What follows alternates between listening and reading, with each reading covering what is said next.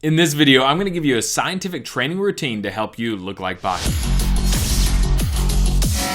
Hey everyone, I hope you're doing well today. In case you're new here, my name is Devin, aka Action Ricker, and I make all sorts of anime fitness content. So if that sounds like something you're interested in, make sure to smash that like button and subscribe so you don't miss out on the next video. So Baki is one of the most popular anime right now, and legitimately every single character in the show could be a bodybuilder. We've kind of established that through a lot of my shorter videos. And I made one video in particular that a lot of you liked on how to look like Baki. And so that was a YouTube short, so I didn't really get to go into a lot of detail, but now with this video I can. So I'm going to break it down into 5 different tips on how you can look like Baki. So tip number 1 is knowing which muscle group to train. So Baki just has a really aesthetically pleasing physique all around. It's very muscular, it has a really good shape to it, he has really good conditioning and symmetry. So just throwing it out there, technically to look like Baki, you would need to be training just like a bodybuilder. So this is more of a video on how to kind of get that shape and kind of how to reach for a similar physique. So Baki has really amazing legs. He has great calves, really good quads, really good hamstrings, and really good glutes.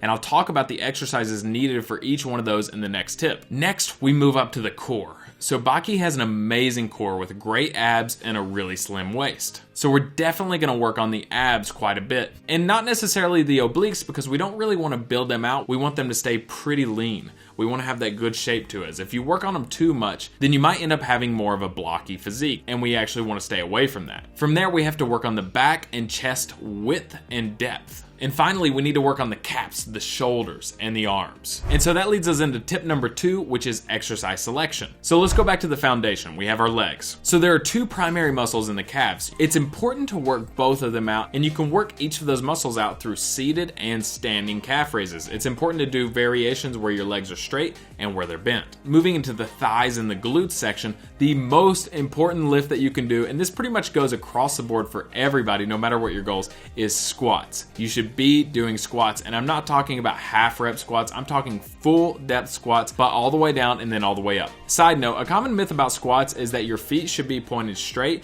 and that your knees should stay behind the toes, and that's absolutely not true at all. Your toes should actually be pointed out slightly, your knees should go in the same direction as your toes, and your knees should go out over or in front of your toes as you squat down. Just make sure to keep your heels on the ground when you do it. If you guys would like me to create a squat tutorial video, let me know in the comments down below. So you have your squats for your quads and your glutes. But what about the hamstrings? So for the hamstrings, my favorite exercises are hip hinge exercises. We're talking about Romanian deadlifts and hip thrusts. So make sure to implement those into your routine, and also implement things like leg extensions and leg curls to really isolate those muscles. Now going up more into the core, we're gonna need to hit this big muscle right here, the rectus abdominis, and that's gonna be done primarily through crunches, reverse crunches, and their variations. So start with crunches. Make sure you have a really good range of motion where you're going all the way back and all the way up. You're crunching those abs, you're breathing out as you do it. Same with the reverse. The feet should be going all the way close to the ground and then crunching up, and you're breathing out as you're crunching.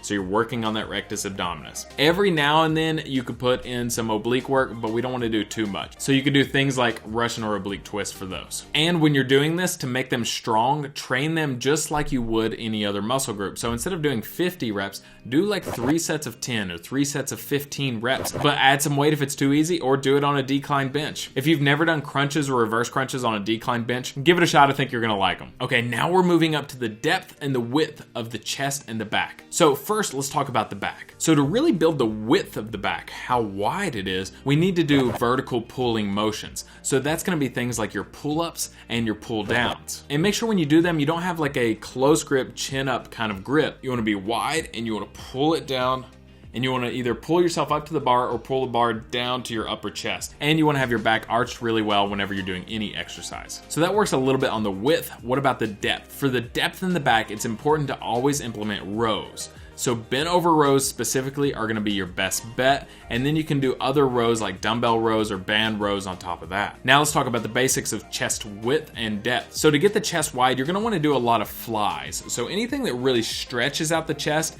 and then squeezes it even past that midline if you can. So things that really stretch it out and squeeze again. So I like cable band or machine flies. You can also do dumbbell flies as well. The thing I like about cable band or machine flies though is you could do a single arm and you can go all the way across that midline, and I really like that extra squeeze you get in there, so give those a shot. Now for the depth and the mass of the chest, probably the best thing you can do is bench press and its variations. So we're talking about flat bench press, we're talking about incline bench, anything where you're pressing out. You can also do variations with dumbbells and with machines. And finally, we're gonna move on to the shoulders and the arms. With the shoulders, we really wanna focus on the lateral delt. So that's gonna come through lateral dumbbell raises or lateral band raises. And then you can also hit it through overhead press, shoulder press, those kind of exercises. And side note here, also make sure to hit the front and the rear delt as well. And if you haven't seen it yet, I have a great video on how to build boulder shoulders like TN from Dragon Ball Z. So make sure to check that out. That'll actually help you in this scenario as well. Next are the arms. So keep in mind the best way to build your arms are through your triceps, because your triceps are 2/3 of your arm. Some of the best exercises to build your triceps are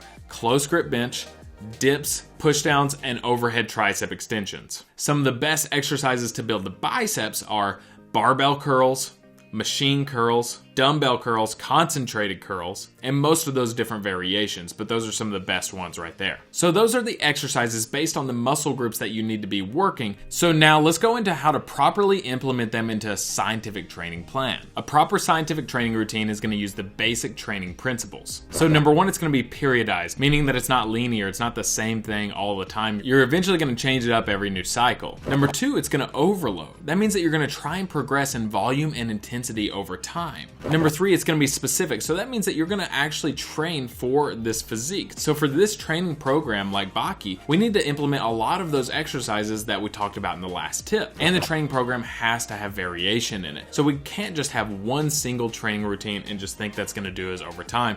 Eventually your body is going to fatigue. It's not linear. Eventually you're going to need to implement those periodization strategies and change it up. And usually that's about every 4 to 6 or 8 weeks. And then also, as always, make sure you have a deload week in there at some point. But here are the basics. Set aside about 4 to 5 days a week for your training. Now have a good split in there. So we talked about the different muscle groups.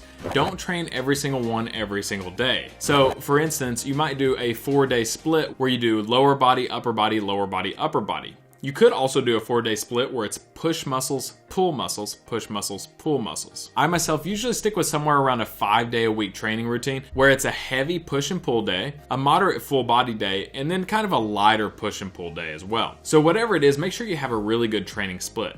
Now from there, start fairly light. Start at like a 6 or 7 out of 10 on intensity. And then with every new week, build up and build up and build up to where you get to like a 10 out of 10 intensity that last week. It's so high that you literally can't do any more by the end of the week. And at that point, that's when you need to drop down and do a deload. And there's a lot of nuance in what a deload is, but essentially if you just cut everything in half, you should be fine. So from that last week where you're like a 10 out of 10, just cut it down to like a 5 out of 10. So if you're doing 4 sets of 10, cut it down to like 2 sets of 5. On a deload week, you should feel like you're not doing anything. I know people who absolutely love it, and I know people who absolutely hate it. Whichever one you are, just make sure you do implement a deload week, because that's really gonna help you recover and get ready to go into that next cycle. So if it were a line graph, it should go up, and then you start to fatigue so much that you need the deload, so you go down just a little bit, and then you go up again, and then down like that. So that's kind of what periodized training is, instead of like most routines where they try to just keep going straight up and straight up and straight up, and then they end up plateauing and then just falling off. So this style of training is to help you not plateau or fall off. And with every new cycle, like I said, about 4 to 6 weeks, make sure that you're changing it up in some sort of way, whether it's the sets,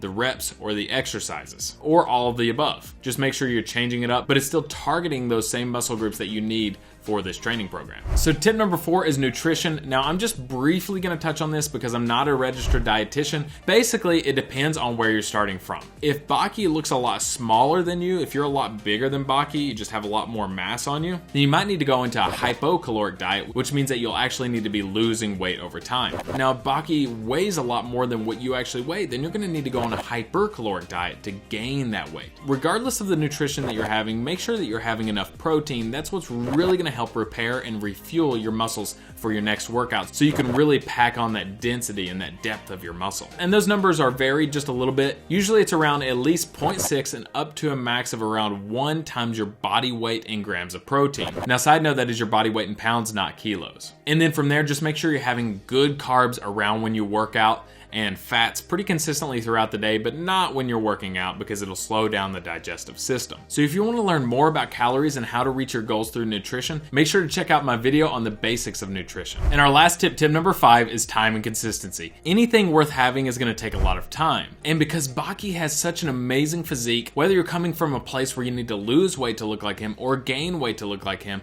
or just shred up and gain a lot of muscle, then it's going to take you a lot of time. And it could even take years. Now, one other thing that I do want to address is that to look exactly like Baki, you're probably going to need to train and look like a bodybuilder. And that can be extremely intensive. And even at the professional level, you're going to see them not only training hard and having great genetics, but they're going to be using things like sports enhancement supplements, aka steroids and other things like that. They can be very dangerous, so you should do your best to stay away from them.